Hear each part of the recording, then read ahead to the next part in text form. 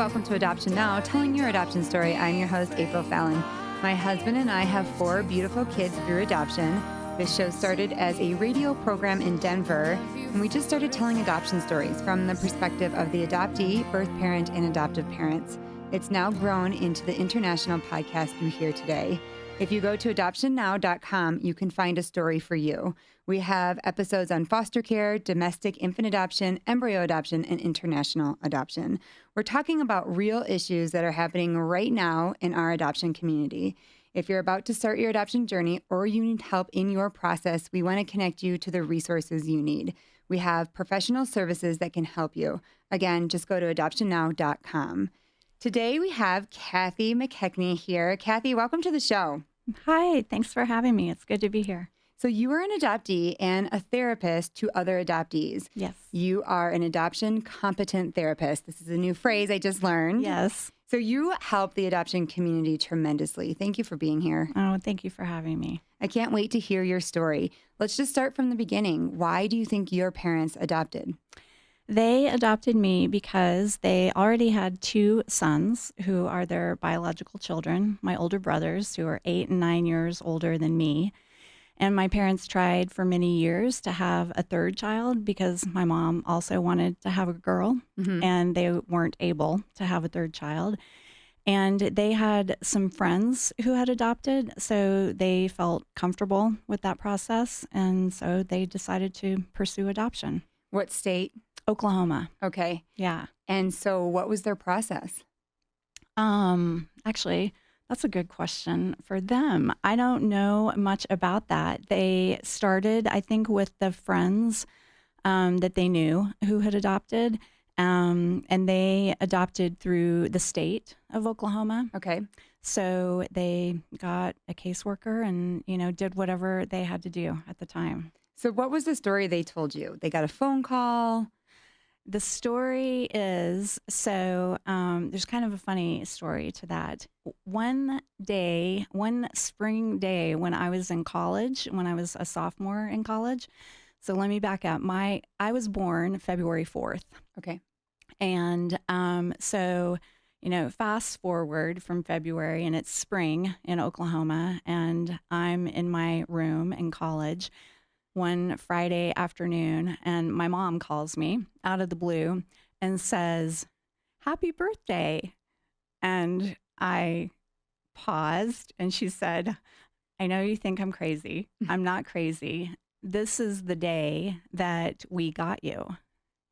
And what she remembered is that they got me on Good Friday. So they got the call on Good Friday. Okay. And so she called me on Good Friday that year when I was in college because that had always been a special day for her. But she never told you? But I didn't know that, no. And she said, I asked about that and she said, well, we used to celebrate it when you were really little, but I must have been super little because I don't have any memory of that at all.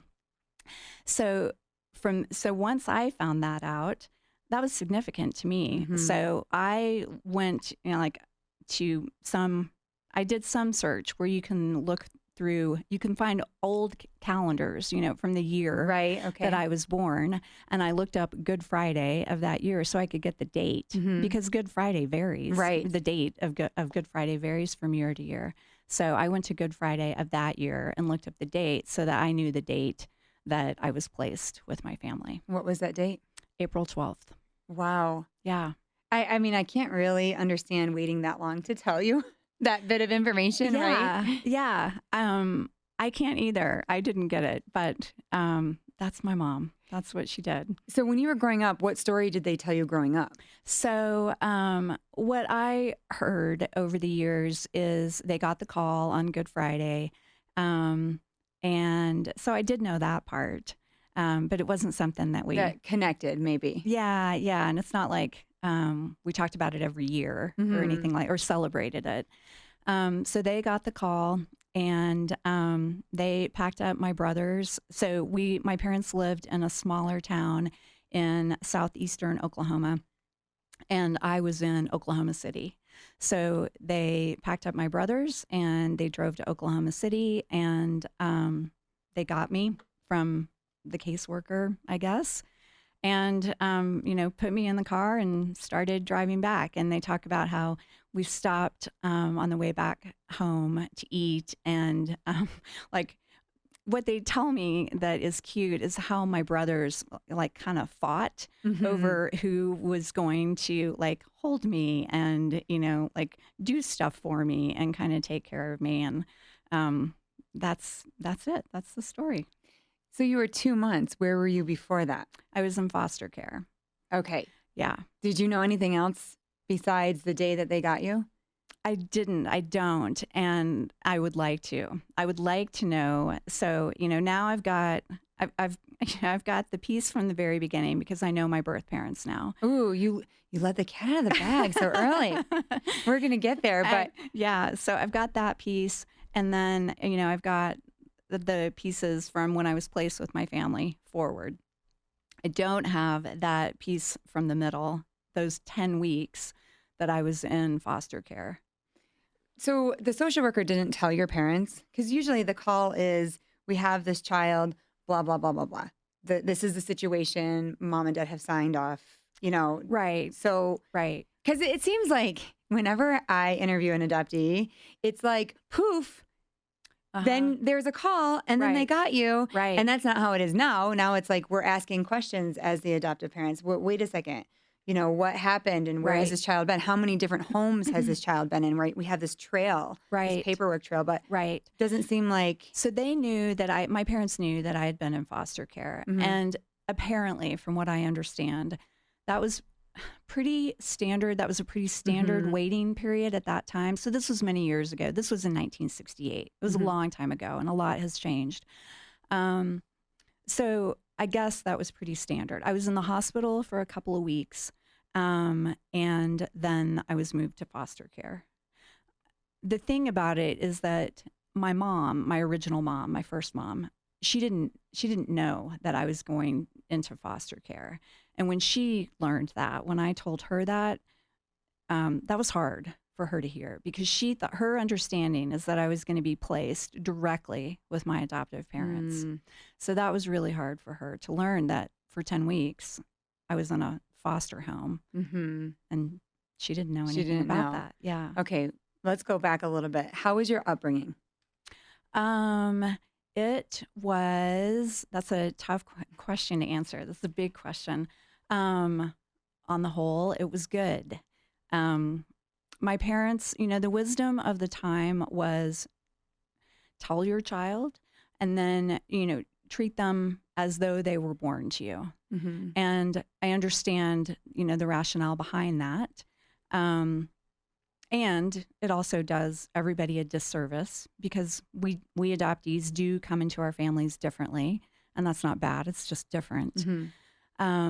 But I would say that, my parents took the advice they were given, and they didn't treat me any differently than they treated my brothers. So I knew that I was adopted, and then other than that, we didn't really talk about it, unfortunately. So I didn't grow up with parents who would talk about it from time to time and teach me that that was an okay subject for us to talk about, and that if I ever had questions, I could ask. So did you have questions? I did. I think I wasn't even always aware that I had, I couldn't even allow them to enter my awareness sometimes because we didn't talk about it. But once I got to be an adolescent in particular, I had more questions. And we didn't ever talk about them because I didn't know that was okay, that it was okay for me to ask. I think it's interesting that you said, and I've heard this a lot, that back then they were taught, your parents were taught, just treat her like she's part of the family, like she isn't adopted. But you think about the opposite of that is treat them like they are adopted, right? And not part of the family. But it's not quite as black and white as that. What do you mean by that? And can you just kind of help us adoptive parents understand what we should be doing? Yeah, that's a great question. And it so much depends on like the moment, right? And the circumstances. But there were times, here's something that I wish my mom had done. So I'll just use this as an example of what I think is good to do or helpful to do.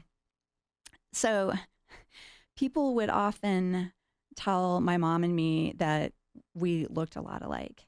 And I would say, we don't at all. Just because we're both white and have brown hair doesn't mean we look alike. And I think that's, what people thought.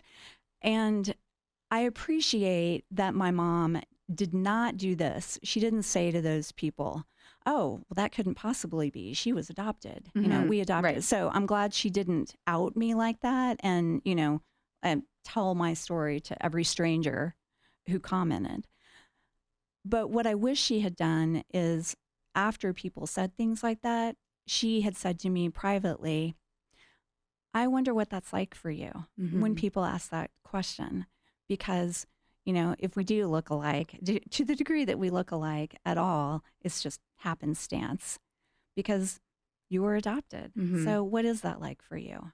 And is there anything you wish I would say to people when they say that? I just wish she had just checked it out. And I don't wish that she had done anything differently than she did. I just wish she had had a private conversation with me about it afterward. Right. So I think that is the resounding theme I always hear is, don't make me feel like I'm adopted. Right. Right. I want to feel part of the family. I just want you to talk to me about adoption. I just want you to ask me if I want to talk about adoption. Yeah. And just broach that topic. Some kids don't want to. So even when the parents do ask, but there's this place that says, hey, it's okay to talk about it. It's not a topic that's off limits. Right. We can sit down and have this conversation. And maybe that's where we can land as adoptive parents, is just be really open, because we also are struggling now because we see that closing down is not right. But you want to just kind of go on and let your kids know, like, you're part of our family. We don't have to address it all the time.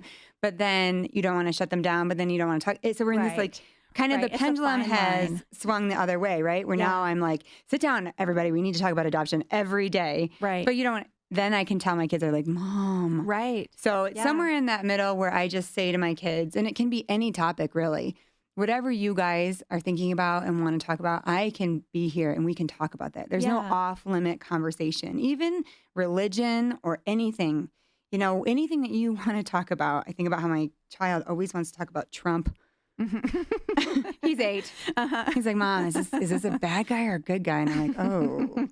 But even in that, he just wants to have a conversation. And even, and I'm going on a little tangent, but my son, he's, like I said, he's 8, almost 9. And he called me and he's like, I have to talk to you. I was like, oh my gosh, what? Maybe this is the adoption conversation we're going to have. He's like, you know what? I know who's in love with my best friend. I found a note. I'm like, okay. And we just had this little conversation. He had to tell Mom, like, can you believe that she likes him? And I felt like, you want to talk to me about this and it will change. Yeah. But that is the place I think that I want to cultivate with every child. And every one of my kids, because I've got 4 adopted, are all different. Now, you're a therapist. Is that the right approach? As we're talking about this and you're telling your story, and here I am, an adoptive mom, is that advice that you would give to adoptive parents, is be open? Yeah. I would say you're on the right track. That's the thing to do. I can stop sweating in this interview. Just follow your child's lead, right? Read their signals. And I would say, I think that what usually happens is like the conversation happens when you least expect it. Your child brings it up right when you're totally not ready for that. You didn't know that was coming at all. And I think it's often like when you're driving and like you're not looking at each other, not having to make eye contact.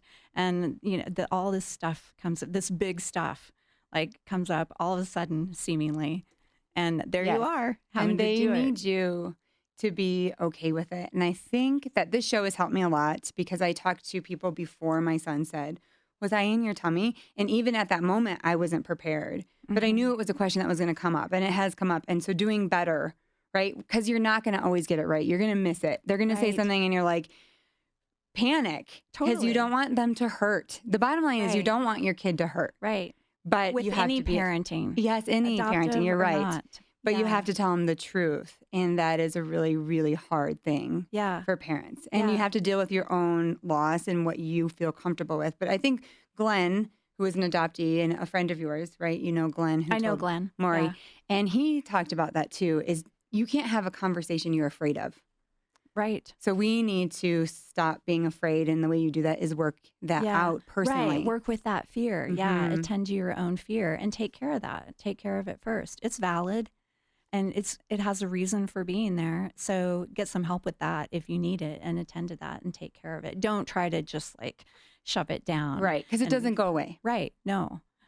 It just naturally subsides, relaxes, and releases when you pay attention to it. Mm-hmm. Yeah.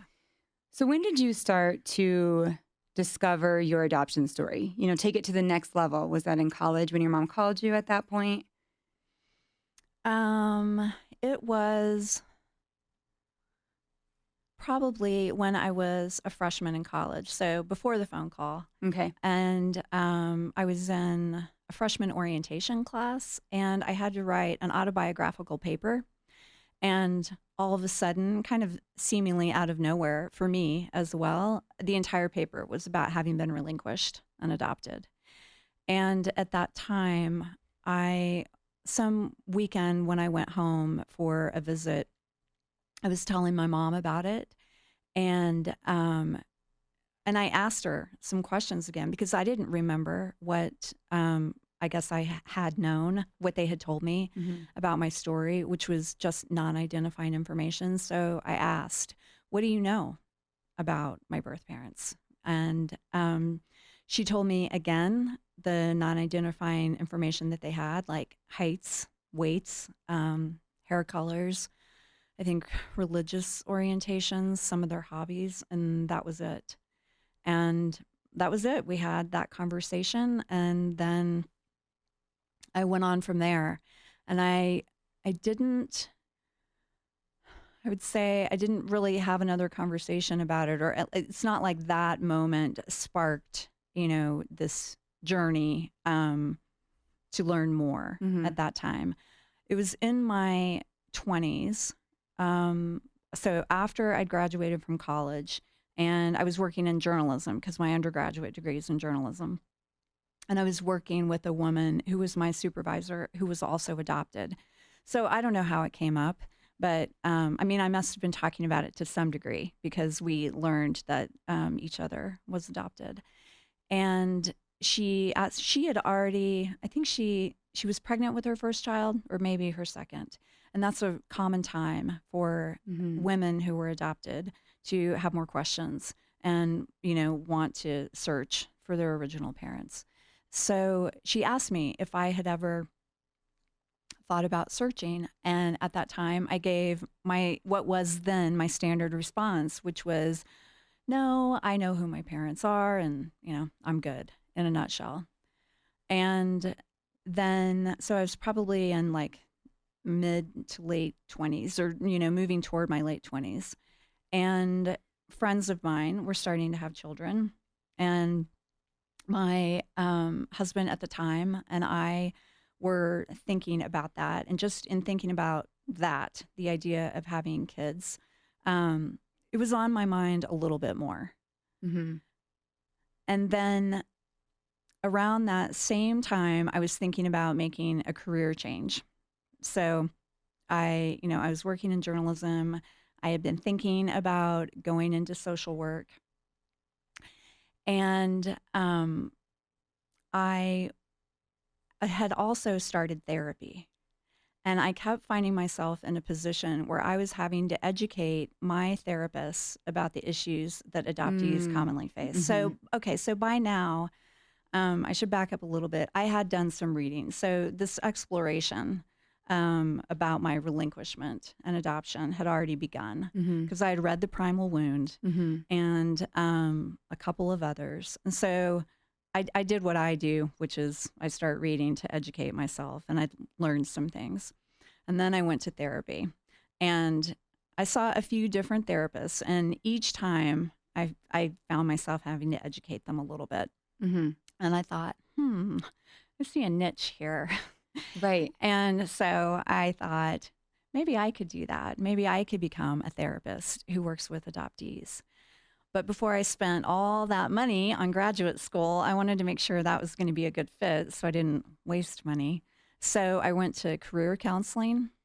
And through that process, I figured out that I'm the kind of person that to know what I really want to do with my life, I need to know who I fully am.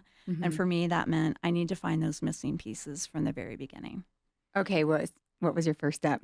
So that's what led me to search. And at the time, so this was a while ago. This was like 20 years ago. So like pre-widespread Right. internet use. What did I do? I wrote the state of Oklahoma. I don't even remember all the details then. I have a whole file on this. But I started pursuing getting as much information from them as I could. And of course, and so Oklahoma is a closed state. So there's no access. Adoptees have no access to their original birth certificates. And my husband at the time was an attorney. And so ultimately, sort of like fast forwarding a little bit, we decided to petition the court to open my record. And so I started this in the summer. I knew I wasn't going to see my parents again until the holidays at the end of the year. And I wanted to have this conversation with them where I told them that I had decided to search in person. I didn't want to do that over the phone. That didn't feel right to me.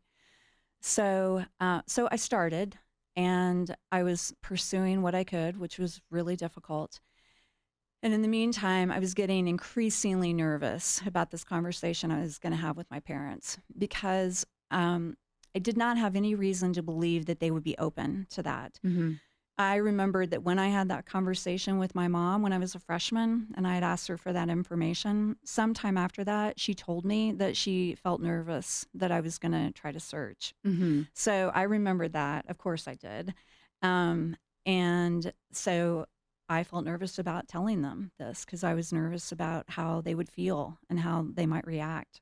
Because you didn't want to hurt them. No. I didn't want to hurt them. And, what I really wanted, although I don't know that I could have even identified this at the time, was their support. I wanted their understanding and support.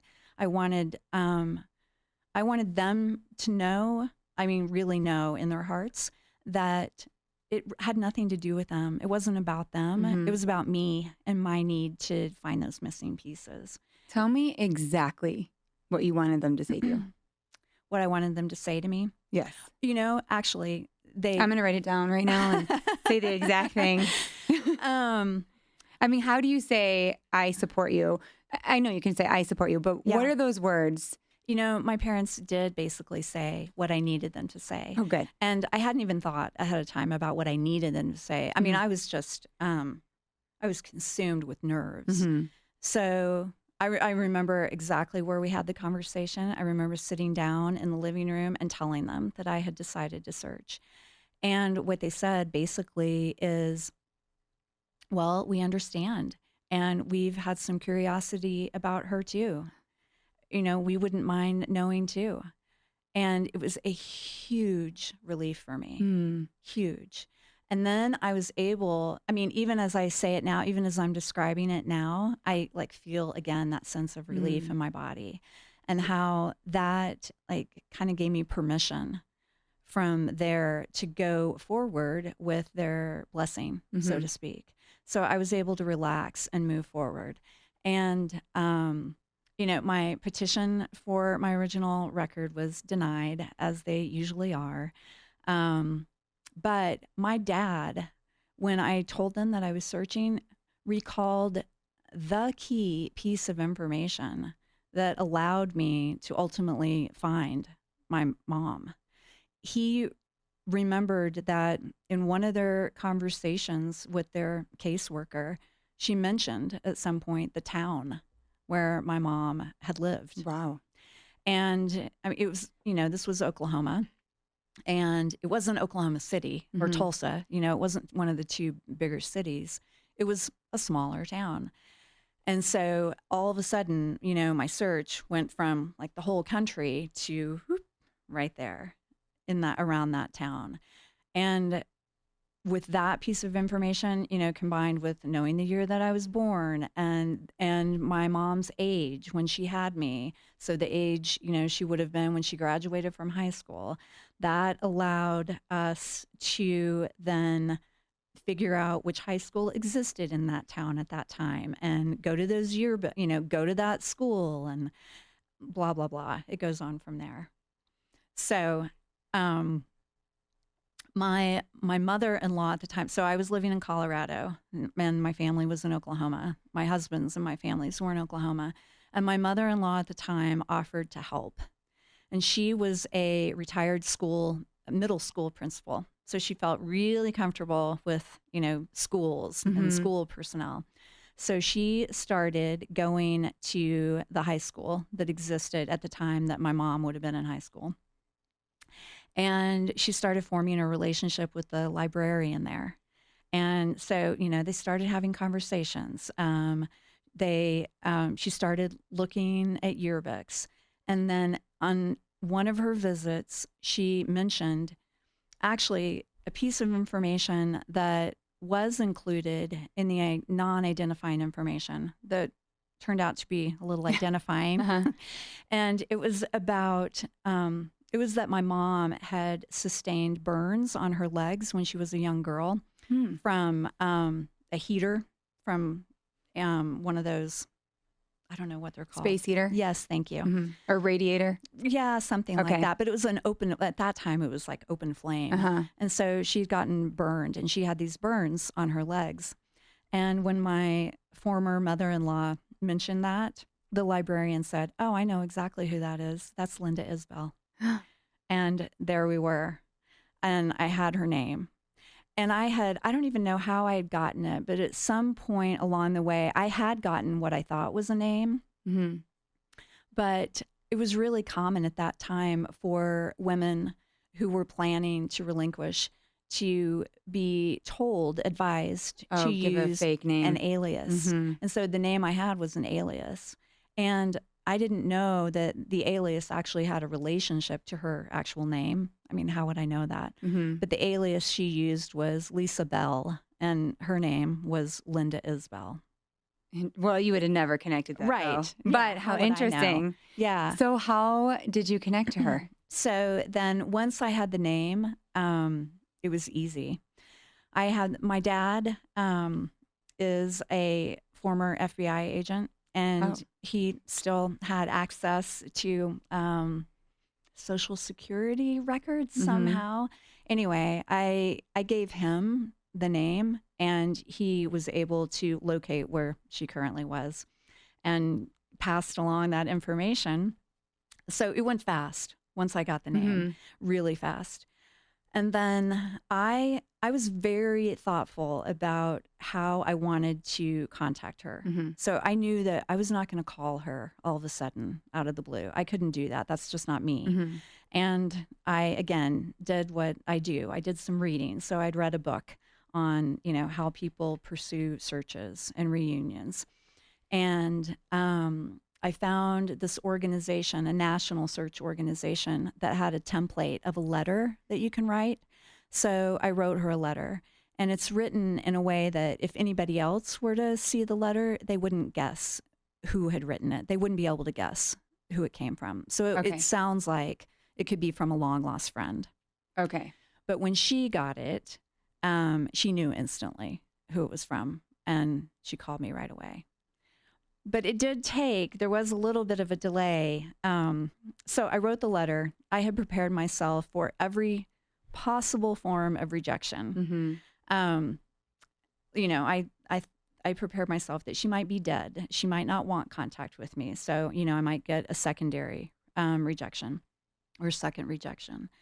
I might not really want to meet her, once I found out who she was and learned a little more about her. So every, possible form of how it might go negatively. And so I sent the letter, and a few weeks went by. I didn't hear back, and I was okay with that because I had prepared myself for that. And then all of a sudden, one day, I think my husband and I had just gotten back like from the mountains, and the phone rang, right? Home phones. The Mm-hmm. home phone rang, and he answered, and he said, "Just a minute," and handed it to me and mouthed to me, "It's your mom." And what'd you do? I think I kind of froze, like I just did, even momentarily recalling that. And I answered and I said hello. And the first thing that she said to me that made me pause was, "Are you my daughter?" And, in a split Mm. second, like a million things go through your head Mm-hmm. because it's like, well, yeah, but no, but, and then, Mm-hmm. Well, you then spent your whole life being somebody else's daughter. right, exactly. And so, that's a loaded question. Mm-hmm. And but I was, after a couple of seconds, I was able to say yes. And then we talked for, I don't know, hour and a half, couple hours. She allowed me to ask every question I could think of at the time. She told me about her family, Mm-hmm. my family. We talked about medical history. I mean, we talked about kind of everything, But everybody wants to know, what's the story? the story. Everybody wants to know, what's your birth story? Why would, why did she Yeah, choose the yeah. place, and who's your birth dad? And Yeah, yeah. So we covered that too. So she told me her version of what happened. So I'll come back to that. And she also had the information that allowed me to contact my birth father, okay. because he had actually contacted her when I was, I think, about a senior in college, because he had decided he wanted to try to find me. And so she had his contact information from then, and he was still at the same place, at the same address. So she gave me the information that allowed me to contact him, which I did shortly after I contacted her. And there's more to that, but she told me that they had been dating, and that when she found out she was pregnant, she told him. And How old were they? she was 21 when she had me. She was 20 when she got pregnant. Okay. And he was the same age, maybe slightly older. They were Okay. they were the same age. Um, and so she lived in a town where there was a military base. There was an army base. And so he'd been transferred there. He had been in Okay. Germany and then transferred to this base in Oklahoma. And they had met. She worked on the base. So they met and started dating. She found out she was pregnant. She told him, and according to her, they had had some conversation about her going with him to California. He wanted to move to California, I think go to flight school, and they had had some conversation about her going with him. And then one night they had plans, she said, to meet, and he never showed, and she never saw him again, and he left. Oh That's my her goodness. story. Mm-hmm. His version is Was a little different. right? Okay. They've got different versions. And so she placed. And so, yes, under the Yes. pressure of her mom, Okay. which was really common back, right? It was Mhm. 1968. Mhm. And so it was far, far less common for unwed women, right, to keep their babies. Mhm. And so her mom said, basically, "You will not come home with that baby." She told me that her dad said to her at one point, "If it were just you and me, you'd bring that baby home." But her mom, being, the Southern Baptist woman that she Mhm. was, and like most, I think, moms of unwed pregnant women at the time, said no. Mhm. So she she was one of the girls who went away. She was Mhm. sent to a home, kind of like a foster home, sort of like a sponsor home for, I think it was her and maybe one or two other girls, young women, who were single and pregnant, Mm-hmm. and spent the last few months of her pregnancy there, and then gave birth to me and signed the papers with that alias and Did she left. name you? She, I don't know if she named me on like my original birth certificate. I still don't have that, or any legal paperwork, but she did give me a name. And what was that name? It's painful for me to say. So my name is Kathleen Joy, Mm-hmm. and I like my name. Mm-hmm. And the name that she gave me was Gayla Ruth. Oh. So it could not really be any different than the name with which I grew up. But she recalled that Gayla was a family name from my birth father's family. Oh. And I think I'm remembering that correctly. And Ruth was also a family name. And how old were you when this was all happening? When I found her, Mm-hmm. I was 32. So for 32 years, was she thinking about little Gayla? She was, yeah. She said, and I believe her. I've heard a lot of moms say this, that she thought about me every day. Mm-hmm. And when my birth father contacted her, she told him, if you discover that she's dead, I don't want to know. Mm-hmm. Don't tell me. Mm-hmm. And then she never heard from him again. He didn't find me, but she never heard from him again. And so she didn't know. And she, all those years, she had no idea if I was even alive, and had wondered that and wanted to know how my life was, and if I had a good life on the whole. And how did it make you feel to think that somebody was thinking about you all that time? It was weird for me to hear that. That hadn't ever even occurred to me. And, at that time, I hadn't thought about her experience. Mm-hmm. I've thought about that a lot since then. Mm-hmm. And I've met a lot more moms since then and heard about their stories. And that's made me think about my own mom's story more. But at that time, I hadn't thought about it. And so it hadn't occurred to me that, well, of course, a woman who carried a baby and gave birth to it would think about it, and then lost it, would think about it every single day for the rest of her life. Did she have other children? She did. She, shortly after all of that, after she relinquished me, she met her first husband, and they had a daughter 2 years after me, after I was born. So she had that daughter whom she raised, and that was the only child she raised.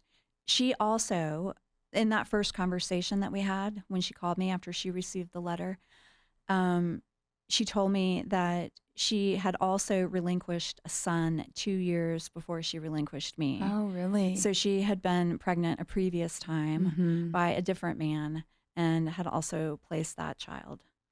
And I don't know anything about him. I haven't searched for him yet. Wow. Well, you'll have to give us an update. But first, tell us about meeting your birth father. So after she gave me his information, since I knew that he had searched for me, I was less worried about how he might respond. And I don't remember if I sent him, I think I sent him a letter. It might have been an email, but he also got in touch with me right away and was happy to hear from me. So, remember I said I had prepared myself for every possible worst case scenario. I hadn't even thought to prepare myself for the best case scenario, which would be that they want to be in your life. Yes, that they would be happy to hear from me, that they would want me, right? And they would have these families who had known about me and were also curious about me. And so like all of a sudden it was like, yes, like, yay. And I was like a deer in headlights and like, oh my gosh, whoa. I wasn't ready for this. And so I had to like kind of slow down and gather myself a little bit. I I was so, so grateful. And I remain to this day so grateful that each of them wanted contact with me and wanted to know me. And that will never change, my gratitude for that. So I knew that I wanted contact with them and I wanted to know them. And it took me a while to like kind of come around to the idea of knowing all these other people, This other family, the rest of the right. 2 other families, right? So I have my family, and then I just like tripled it. Yes, Christmas presents. That's a lot. What did he tell you? What was the story he told you? He told me that he didn't know that when he left, he didn't know that she was pregnant. What if that was true? How would he have contacted her again? Right. To say, yeah. Right. And then he just left it at that. Yeah. Well, what he said is he didn't know. Okay. So here's his story. He didn't know until later because I kind of appreciate this. My birth mom had a little spunk and I don't know how, somehow she wound up contacting his mother and telling her. Oh. And so he said that's when he found out, when his mother was like, so I got a call from Linda. Oh my gosh. Yeah, who informed her. Okay. But by that time you were already with your other family? Or she called when she was pregnant? Yeah. Oh. I think after he left, but so she was pregnant, still hadn't delivered. So she told his mom and his mom that's his version. Okay. So that's how he knew. Do you look like either one of them? I do. Both of them? I do. Really? Yeah. Yeah, you can definitely, it's a little easier to see the resemblance to her. I think because we're both females, it's just easier. And he's a male and like has a mustache. And you don't have a mustache. No, I don't. If you're listening to us on podcast, she does not have a mustache. Yeah, thankfully I don't. But it's, yeah, I resemble each of them in different ways. My mom and I we have a similar way of holding our heads in photos. We both like tilt to the same side. Really? And we have the same closed mouth smile. And what else? We've got some similarities in our eyes and our noses. Okay. But when she saw me the first time, so we had this conversation, then I had a conversation with him. Then she and I met. She lives in Iowa. We each drove halfway and met somewhere in Kansas. And then a couple weeks later, I met him. And then 2 weeks after that, I started grad school. And then I lost my life for a few years while I was in grad school. And your parents were okay? Your adoptive parents? No. Oh. I would say no. So they were okay with the idea of my searching. And they would say that they were okay, but I would say that their behavior revealed otherwise.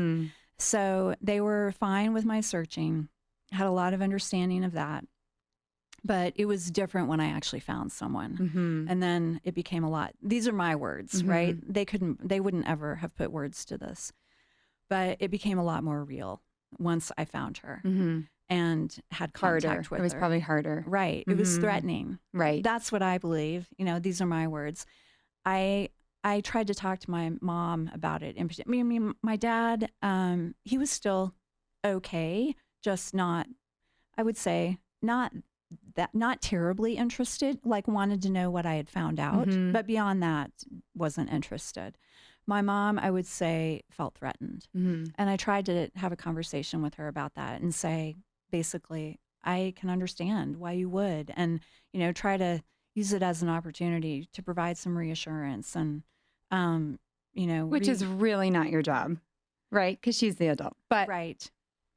But we, but you're a therapist, so yeah, and we also, even though that's not our job, we adoptees, I mean, I think we still tend to like do that, to have that worry about them and to try to take care of them.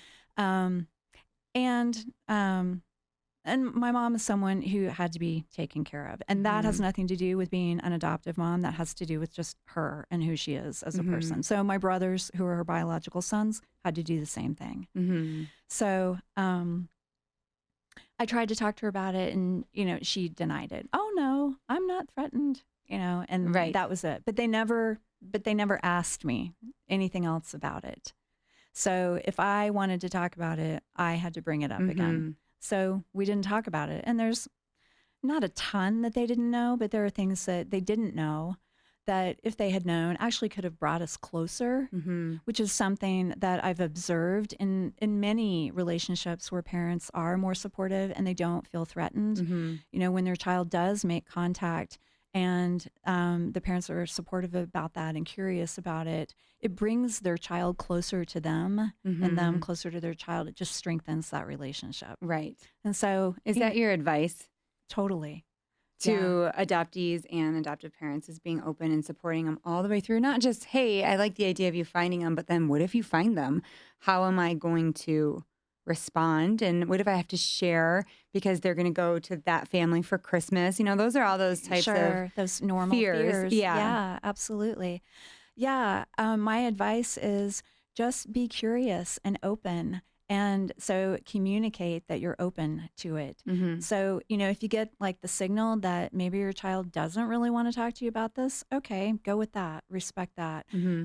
But just communicate that you're open to it so that they know that if they do want to include you more, you know, when they get to the point where they do want to involve you more, they know that you're going to be open to that. Do you still talk to your birth family? I do.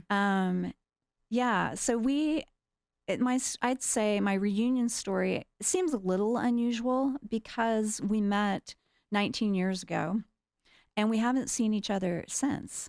So we've had contact, we've talked, and we like text, you know, and stuff like that, but we haven't seen each other again.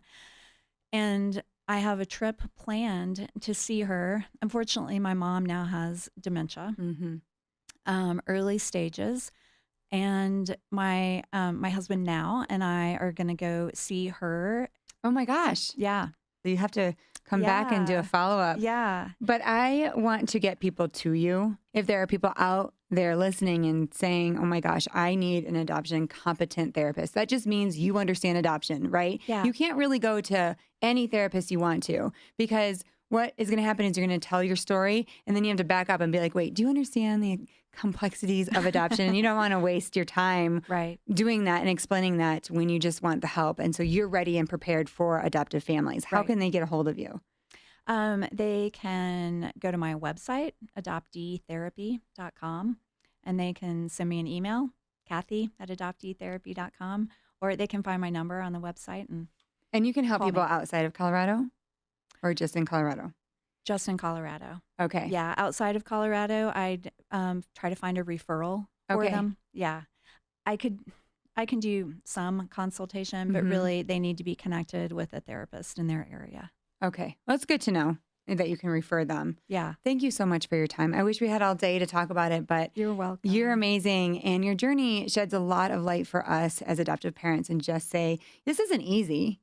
This isn't an easy road, it's not easy. You know, to our healthy children, or we don't know all the answers. But when I sit down and I talk to someone like you, I just think, okay, I can implement those things. I can talk to my children. I can go on the journey with them. I can prepare now. My kids are little, right? My oldest is, like I said, almost 9.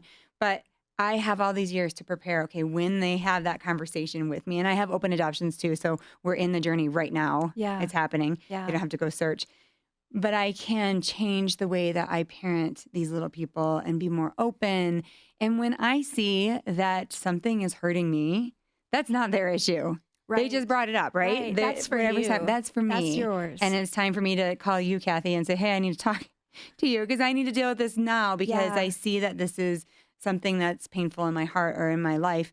And that's just what we have to do as moms. And that's a big part of what I do. I tell parents, I always tell them, I'm going to work with you as much, if not more, than I work with your child, depending on the age. As they get older, I may see the child more individually. But I let parents know, you are an important part of this process. You're an essential part of this process because you have the most influence. Believe it or not, even when you feel like you don't, what you do makes the biggest difference in your child's life.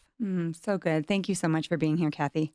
You're welcome. Thanks for having me. Don't forget to like Adoption Now on Facebook, follow us on Instagram, subscribe to our YouTube channel, and remember all of our podcasts are available at our website, adoptionnow.com. Thank you for tuning into Adoption Now. I'm your host, April Fallon. See you next week.